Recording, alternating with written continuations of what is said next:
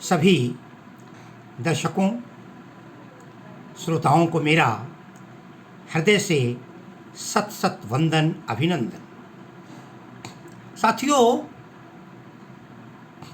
मेरे पास बहुत सारे लोगों ने निवेदन किया, फोन के द्वारा, व्यक्तिगत भेंट में भी। एक बहुत बड़ी समस्या है समाज में, वो है पितृदोष। लोगों ने कहा पितृदोष का निवारण कैसे किया जाए, और बड़ी सहज सरल आज की व्यस्तता भरी जीवन जिंदगी में हम ऐसा क्या करें कि हम पितृदोष से मुक्त हो जाएं। साथियों, सबसे बड़ी बात, पितृदोष क्या है पहले हमें ये समझना पड़ेगा। किसके ऊपर होता है ये समझना पड़ेगा, उसका कुप्रभाव क्या है ये समझना पड़ेगा, और फिर उसके उपाय क्या हैं ये जानना पड़ेगा। आइए आज बात करते हैं पितृदोष की। दोष जहाँ समस्या हो, व्यवधान हो, कष्ट हो, कोई भी कमियां हो, दोष हैं। क्योंकि दोष का उल्टा गुण होता है। और पितृ, बहुत लोग पितृ को पिता मान लेते हैं, पिता का दोष नहीं। पितृ यहाँ पर पितर शब्द है, जिन्हें हम पितृपक्ष, आपने सुना होगा नाम, जिनमें हम अपने पूर्वजों का ध्यान करते हैं, स्मरण करते हैं। हमारे जो भी दिवंगत लोग हैं वो सब पितृ हो गए। हमारे शुभ कामों में, चाहे वो विवाह हो, उपनयन हो, मातृ पूजन की परंपरा है, उस दिन सारे पूर्वजों को आमंत्रित किया जाता है। अभी पितृदोष क्या है? उन पुरखों की ओर से ऐसी मान्यता है कि हमें जो आशीर्वाद मिलना चाहिए, उस आशीर्वाद के स्थान पर कहीं न कहीं व्यवधान आ रहा है। यद्यपि मैं इसको नहीं मानता, किंतु फिर भी या हम इसको मानते हैं कि हमारे अच्छे काम नहीं बन रहे हैं, कोई न कोई कमी आ जाती है। क्यों होती है? पितृदोष क्या है? साथियों, जन्म से लेकर मृत्यु तक 16 संस्कार हैं। बहुत सारे संस्कार तो व्यक्ति अपने सामने करता है, लेकिन गर्भाधान, जन्म से पूर्व ही और उसकी मृत्यु के बाद जो अंत्येष्टि होती है, हिंदू धर्म में दाह क्रिया होती है, और दाह क्रिया के बाद त्रयोदश तक के जो कार्यक्रम होते हैं वो अंत्येष्टि कहलाते हैं। हमारे ऐसी मान्यता है कि वो व्यक्ति जिसकी का अंतिम संस्कार सही ढंग से न हुआ हो, कई बार बेटे बेटियां सब विदेश में हैं, हमें यहाँ 100 जला दिया गया, क्या हुआ कैसे हुआ पता न चला, उनको भी मुक्ति नहीं मिल पाती, वो भी परेशान रहते हैं। नंबर 2, अचानक किसी की अकाल मृत्यु हो गई हो और वो अपनी बात को किसी से बता न पाया। ऐसे दिवंगत व्यक्ति की आत्मा भी कहते हैं कि वो मोक्ष नहीं पाती और अपने परिवार के इर्द गिर्द घूमा करती है। तो जब घूमेगी, वो चाह कर भी आपको अच्छा करना चाहेंगे, लेकिन अच्छा नहीं हो पाएगा। कहीं ना कहीं व्यवधान आते रहेंगे, क्योंकि आशीर्वाद की कमी होगी। उदाहरण के लिए, आपकी माता पिता नाराज हैं, कुछ न बोल रहे हैं आपसे, कहीं जा रहे हो, लेकिन अंदर से भले प्रसन्न हो, अगर ऊपर से आपको मन में एक क्षीणता रहेगी, एक कमी रहेगी, हम क्यों परेशान हैं। एक और, वो व्यक्ति जिसने सदैव अपने से बड़ों का अपमान किया है, लिखा तो ये ब्राह्मणों का अपमान किया हो, आचार्यों का अपमान किया हो, अपने श्रेष्ठ जनों का अपमान किया हो, अपने अग्रजों का अपमान किया हो, वो व्यक्ति भी मरने के बाद कहीं न कहीं भटका करते हैं। 3 प्रकार के लोग हो गए। अकाल मृत्यु वाले, मैंने बता दिया आपको, अपने मन की बात न कह पाए हो इसलिए अकाल मृत्यु हो गई। किसी का अपमान किया हो, इस तरीके जो लोगों की मृत्यु हो जाए। आर्मी में है, मृत्यु हो गई, खबर बहुत दिन बाद आई, नहीं पता चली, सदगति नहीं हुई। साथियों, इसका प्रभाव क्या पड़ता है?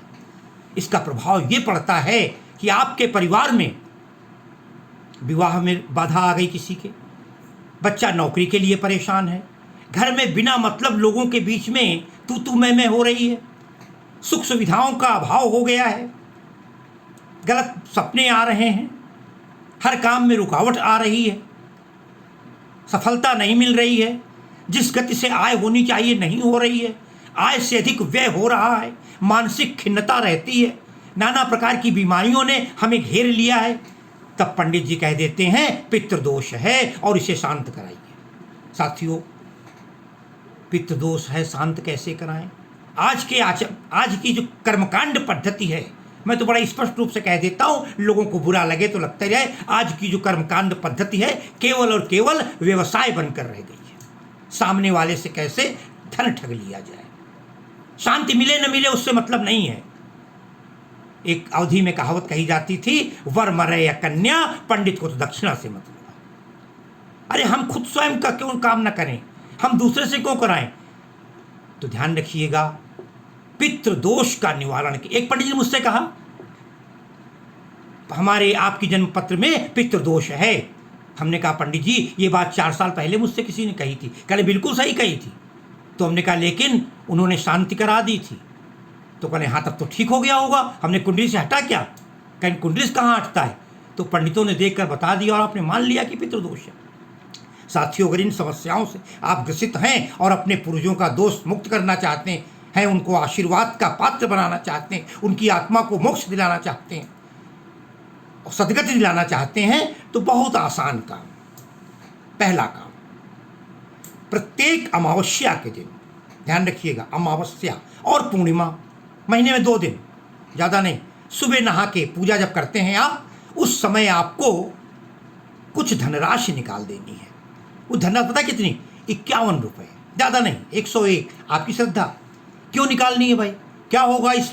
कहा जाता है जिस परिवार में पितृदोष हो वो उस धनराशि से करना क्या है, धनराशि नहीं निकालनी है। मैंने तो आपको सहजता के लिए बताया।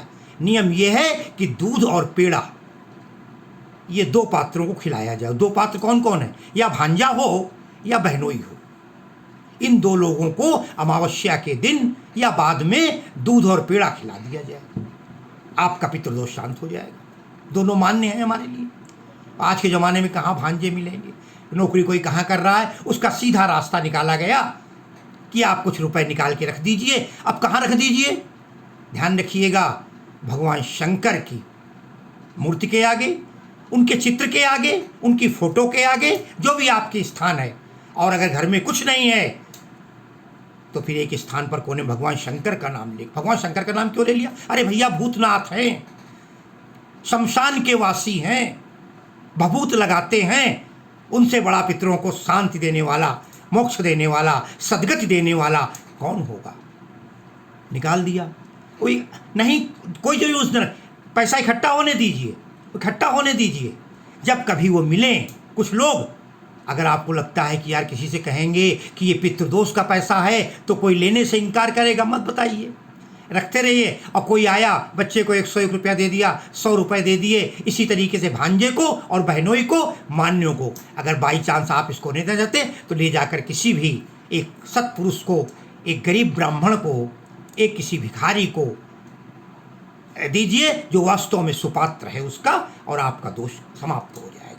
2 बातें बताई मैंने अभी केवल उस निकालना। एक और सबसे बड़ा अचूक प्रयोग बता रहा हूँ। अमावस्या के दिन सूर्यास्त के बाद या दिन में सुबह, आपके ऊपर जब आपको समय मिल जाए, एक जटादार नारियल ले लीजिए। जटादार नारियल हरा हो या सूखा हो, कोई अंतर नहीं पड़ता। उस नारियल में कलावा लपेट लीजिए। लपेट लिया, एक कोई सिक्का, 1 रुपए का, 2 रुपए का, 5 रुपए का, 10 रुपए का, आपके ऊपर एक सिक्का ले लीजिए। किसी नदी के किनारे चले जाइए। आप कहेंगे नदी नहीं है, हम तो गांव में रहते, नहर है, नहर किनारे चले जाइए।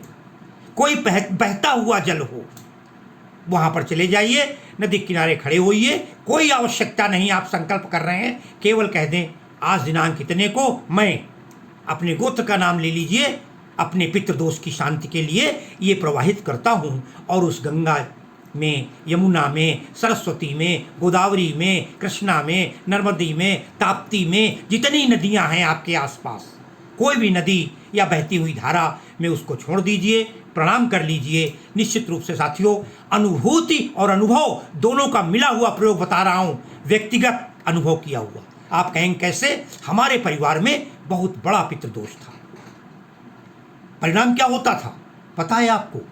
घर में जो भी शुभ काम होता था उसके 1 साल के अंदर किसी न किसी की मृत्यु हो जाया करती थी। बड़ी परेशानी थी, घबराते थे किसी दिन अच्छा साल बीत जाए। ये मान्यता हमारे यहाँ की है कि अगर 1 साल बीत गया काम के लिए तो हम शुभ मानते हैं। परेशान हो गए, इस प्रयोग को शुरू किया मैंने। साथियों, आज 10 वर्ष हो गए हैं। आप ये मानकर चलिए सारे कार्यक्रम सुख से हो रहे हैं, बढ़िया दौर से साल मिल रहा है, कहीं कोई नाकाल मृत्यु है न कुछ है, सब ईश्वर की कृपा है। तो साथियों, जो पितृदोष है इससे घबराना नहीं है, किसी पंडितों के आचार्यों के चक्कर में नहीं पड़ना है, किसी मंत्र का जाप नहीं करना है, कुछ नहीं करना है।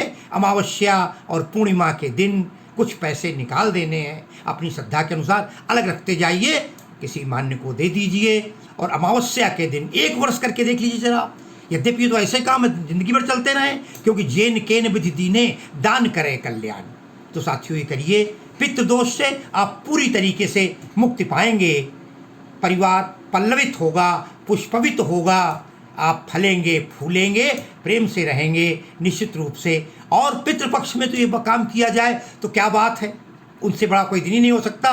पितृपक्ष की अमावस्या किया जाए और बढ़िया है। वैसे तो प्रत्येक अमावस्या को किया जाए, तो इस काम को आप करें, सफलता मिलेगी निश्चित रूप से। आप सौभाग्यशाली होंगे और पूर्वज भी आपके मोक्ष को, जो सदगति के लिए तरस रहे हैं, परेशान हैं, जिनकी आत्माएं भटक रही हैं, जो हमारे शास्त्रों ने माना है, उससे उनको मुक्ति मिल जाएगी और आपको आशीर्वाद मिल जाएगा। आइए एक बार पुनः भगवान शंकर को समर्पित करते हुए आपके मंगलमय कल्याण के लिए जय हो। हर हर महादेव, हर हर महादेव, हर हर महादेव।